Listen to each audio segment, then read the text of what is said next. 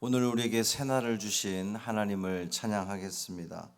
찬송가 379장 찬양합니다.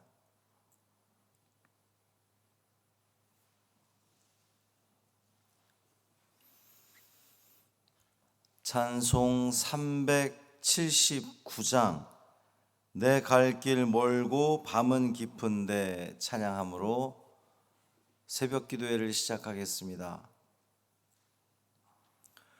내 갈 길 멀고 밤은 깊은데 빛 되신 주 저 본향집을 향해 가는 길 비추소서. 내 가는 길 달지 못하나 한 걸음씩 늘 인도하소서. 이전에 방탕하게 지낼 때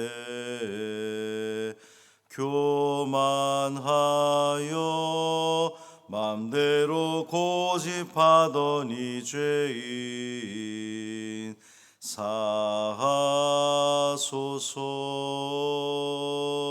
내 지은 죄 다 기억 마시고 주 뜻대로 늘 주장하소서.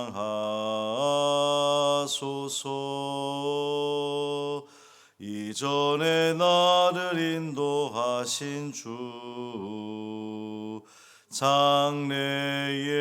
장래에도 내 앞에 험산 줄령 만날 때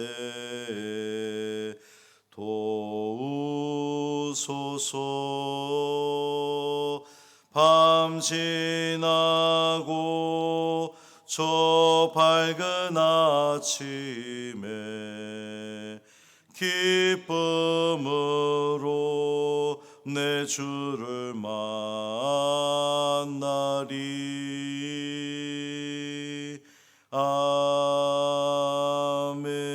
아멘. 사도신경으로 우리의 신앙을 고백하겠습니다. 전능하사 천지를 만드신 하나님 아버지를 내가 믿사오며 그 외아들 우리 주 예수 그리스도를 믿사오니 이는 성령으로 잉태하사 동정녀 마리아에게 나시고 본디오 빌라도에게 고난을 받으사 십자가에 못 박혀 죽으시고 장사한 지 사흘 만에 죽은 자 가운데서 다시 살아나시며 하늘에 오르사 전능하신 하나님 우편에 앉아 계시다가 저리로서 산 자와 죽은 자를 심판하러 오시리라. 성령을 믿사오며 거룩한 공회와 성도가 서로 교통하는 것과 죄를 사하여 주시는 것과 몸이 다시 사는 것과 영원히 사는 것을 믿사옵나이다. 아멘. 이사야 23장 7절부터 12절까지 말씀입니다.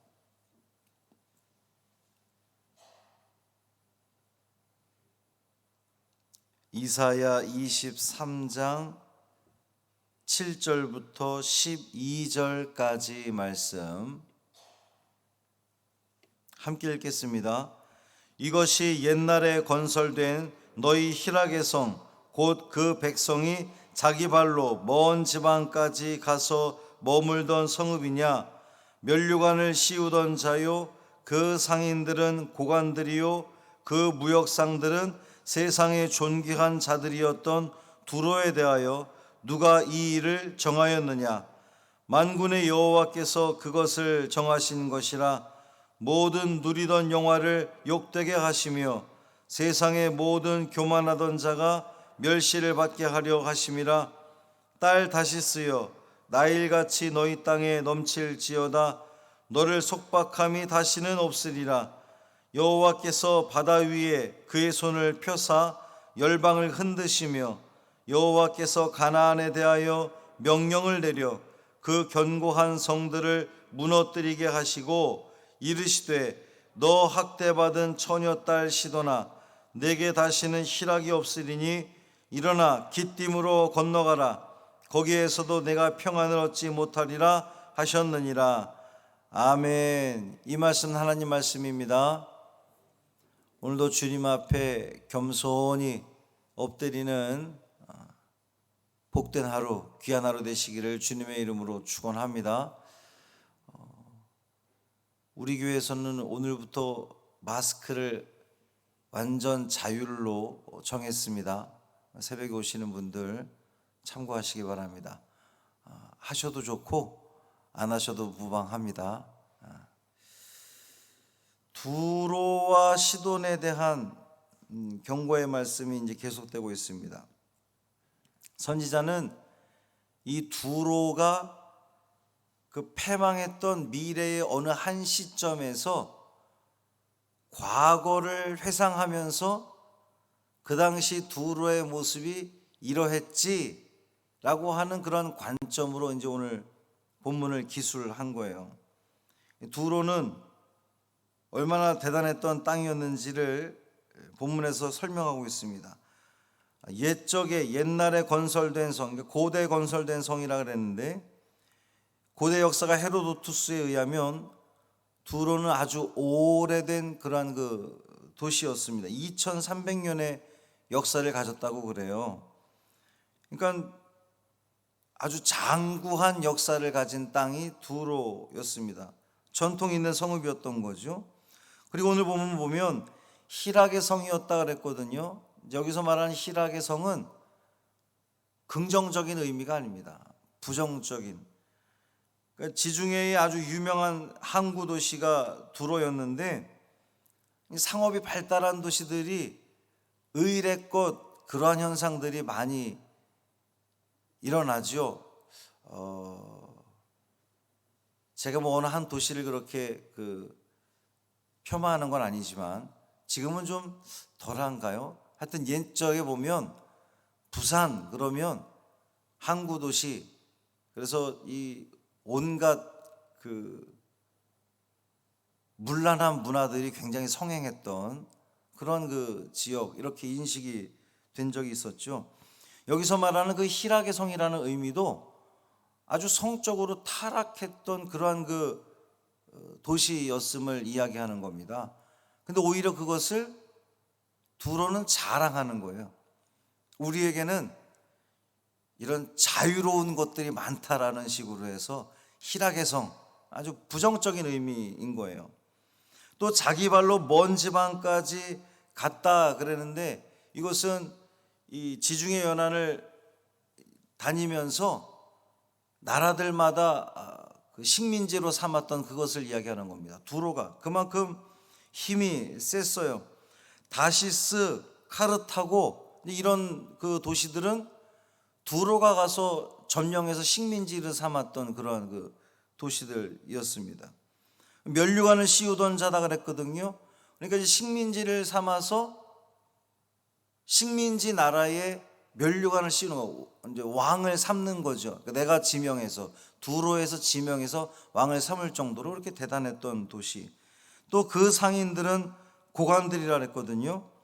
그러니까 상인들이 그저 장사치에 그치는 것이 아니라 고관처럼 높은 직위에 있는 관직에 있는 사람들처럼 그렇게 여김을 받았다는 겁니다. 또 그 무역상들은 세상에 존귀한 자다 그랬어요. 이 무역상인들이 이 세상 사람들로부터 우러러 보게 되는, 그러니까 이제 그 부유함이 얼마나 대단했던지 오늘날로 보면 무슨 뭐 세계 몇 대 백대 갑부 뭐 이제 이런 거에 소속되어 있는 그러한 그 사람들이었다 이렇게 보면 됩니다. 이토록 화려하고 대단했던 두로가 왜 패망하게 되었을까요? 왜 멸망하게 되었을까요? 당시에 이런 두로를 보고 야, 저 나라가 패망할 것이다라고 예상했던 사람은 아무도 없었을 겁니다. 그 화려함이, 그 영향력이 대단했기 때문이에요. 마치 뭐 적절한 비유가 될는지 모르겠습니다만 그 일본이라고 하는 나라가 세계 경제 최강국이던 시절이 있었어요. 지금은 이제 많이 떨어졌지만 그 일본의 영향력이 물론 여전히 있긴 하지만 그 예전만 못하거든요. 세계를 미국까지도 크게 영향 끼치던 그 일본이었는데 그 일본이 이렇게 내려갈 것이라고는 아무도 생각을 못할 정도였단 말이죠. 두로가 그랬던 겁니다. 그랬던 두로가 어떻게 이렇게 패망할 수밖에 없었느냐? 두로에 대하여 누가 이 일을 정하였느냐? 이제 선지자가 묻잖아요. 만군의 여호와께서 그것을 정하신 것이라 그랬어요. 하나님께서 하신 일이었다는 겁니다. 두로의 패망은 우연이 아니라 하나님이 정하신 일, 하나님의 계획 속에서 이루어진 일이라는 거예요. 그렇다면 왜 하나님은 이 두로를 패망시키기로 하셨느냐?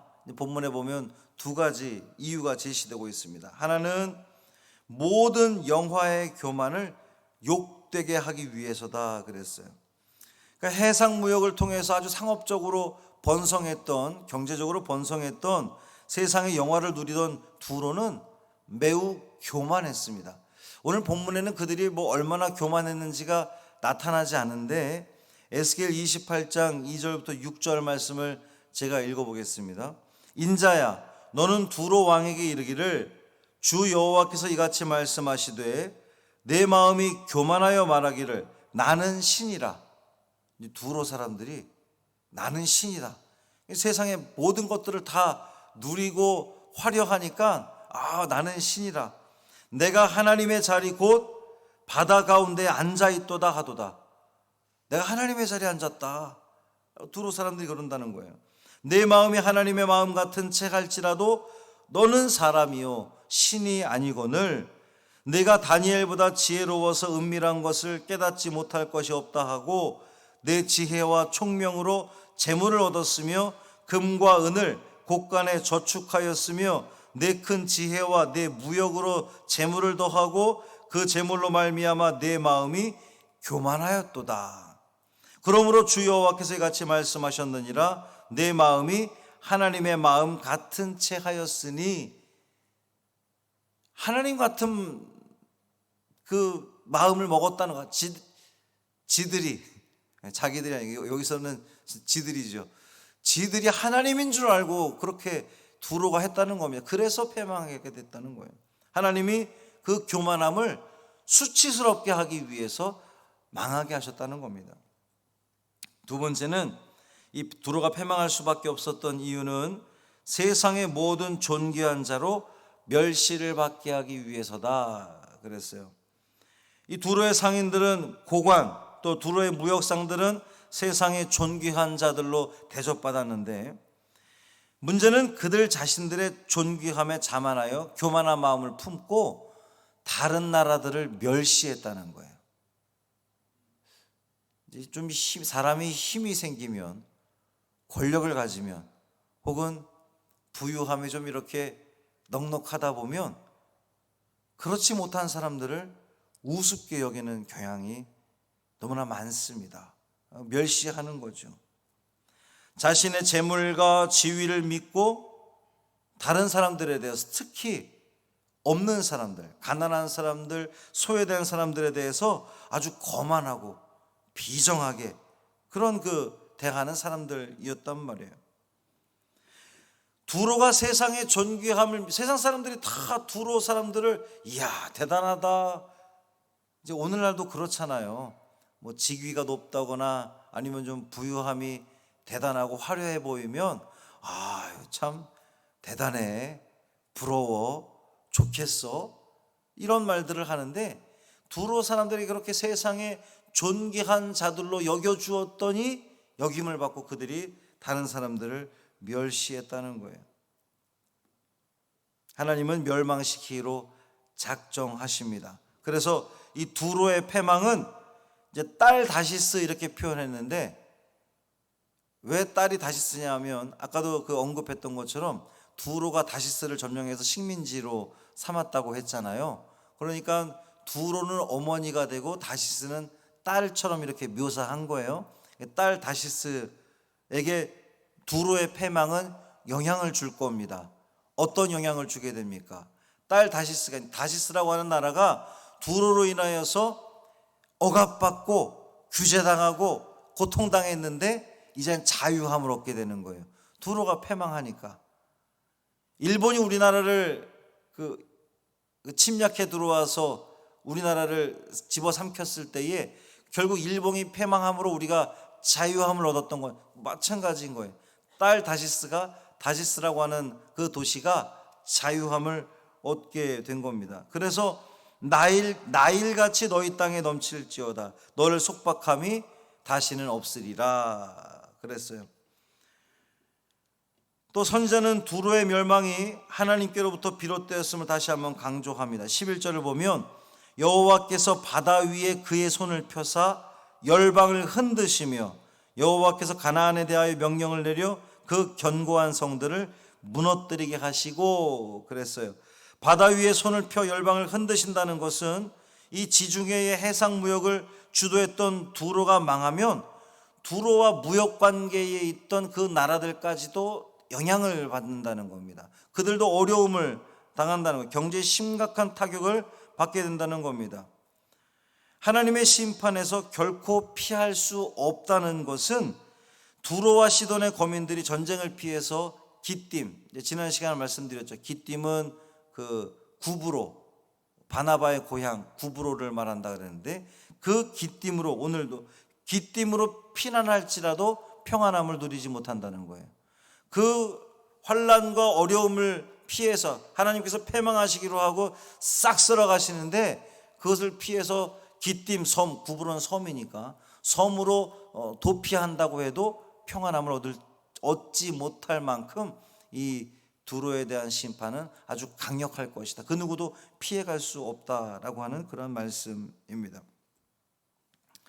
하나님의 주권적인 역사로 인하여서 두로와 시돈은 패망할 것이고 그들로 인해 고통받던 나라들은 자유함을 얻게 될 겁니다. 교만한 자는 망하게 하시고 겸손한 자는 세우시는 것이 우리 하나님의 섭리입니다. 뿐만 아니라 교만한 자들의 기생하던 자들도 똑같이 어려움을 당하는 것이 하나님의 계획하심입니다.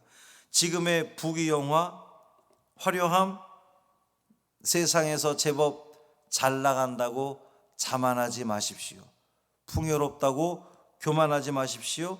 감사를 잃어버린 자, 은혜를 잃어버린 자는 하나님의 심판을 피할 길이 없게 됩니다. 그러니 오늘도 우리는 하나님 앞에 겸손히 엎드려서 나에게 허락하신 그 모든 것들은 하나님의 은혜입니다. 다 거두어 가셔도 나는 괜찮습니다. 라고 하는 그 믿음과 그 마음으로 오늘도 이 하루를 살아가심으로 주님의 심판이 아니라 주님의 구원과 주님의 평안을 누리는 오늘 하루 되시기를 주님의 이름으로 축원합니다. 살아계신 아버지 하나님 감사합니다. 오늘도 말씀을 통하여 우리에게 알게 하시니 감사합니다. 그 화려했던 두로, 대단했던 도시, 그런데 그들은 교만하여서 자기들이 마치 신인 것처럼 자기들의 지혜로 대단한 명성과 그 부를 누렸던 것처럼 착각함으로 말미암아 하나님께서 그들을 치셨던 것을 우리는 보게 됩니다. 주여, 오늘도 우리는 주님 앞에 겸손히 엎드리기를 원합니다.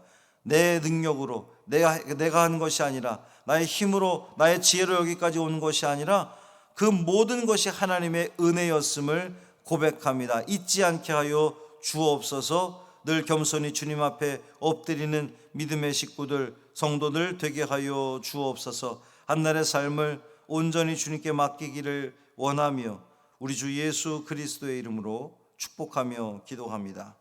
아멘. 하늘에 계신 우리 아버지여, 이름이 거룩히 여김을 받으시오며 나라가 임하시오며 뜻이 하늘에서 이루어진 것 같이 땅에서도 이루어지이다. 오늘 우리에게 일용할 양식을 주시옵고 우리가 우리에게 죄 지은 자를 사하여 준 것 같이 우리 죄를 사하여 주시옵고 우리를 시험에 들게 하지 마시옵고 다만 악에서 구하시옵소서. 나라와 권세와 영광이 아버지께 영원히 싸움나이다. 아멘.